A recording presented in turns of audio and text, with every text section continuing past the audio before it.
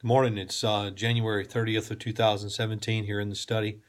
And continuing a thought from what we had on Sunday, I preached this Sunday on Moses and had the privilege of talking through the book of Hebrews where by faith Moses was hid in the bulrushes by faith. He forsook Egypt, for by faith he chose to suffer affliction and all those things, And Susie and I were talking about Moses night before last, and or actually last night we were talking about him.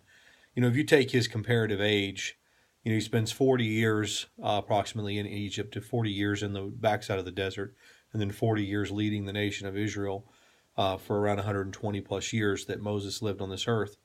And around that time, if you take it and you shrink it down to the lifespan that we would live today, a long lifespan of 80 years, and you understand that Moses was spending the majority of his time in preparation for what God had him to do. He would have been in relative years about 54 years to 55 years of age before he goes back to Pharaoh and before he faces down the nation of Egypt, and God uses him to bring the children of Israel out. I think it's also important to remember that he spent the majority of his life without what we would call the miraculous events. And obviously God uses Moses in a unique way to see miraculous events happen. All 10 plagues come at his hand, the parting of the Red Sea, Korah, him being defended by what God did to Korah, of course, seeing God or meeting with God there in the mountain and getting the 10 Commandments, and so many of those miraculous things that took place in Moses' life ultimately took place over a period of about 3 or 4 years. We're not talking... It wasn't the entire 40 years that Moses was dealing with those things. It was a short period of time in relative number.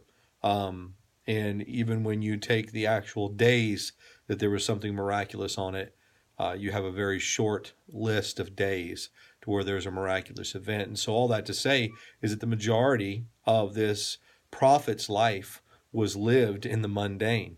But here's the thing we got to understand is that God was no less... It was no less God's will for Moses to lead the sheep on the backside of the desert than it was for him to part the Red Sea.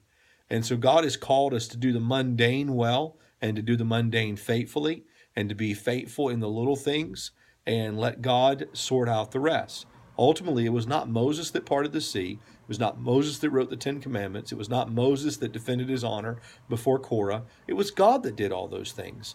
Moses simply did what he was supposed to do in the mundane and let God take care of it. And so if we can just be patient with God, understanding that God has a purpose and a direction, and our job is not to figure out that direction and try to make it happen, but it is to trust God that he is going to guide our steps. And so, as we've said before, and I repeat again and again, it is forgetting the past, trusting God with the future, living in obedience to Christ today. Today is the only place I can serve God. Right now is the only time I can be obedient to him.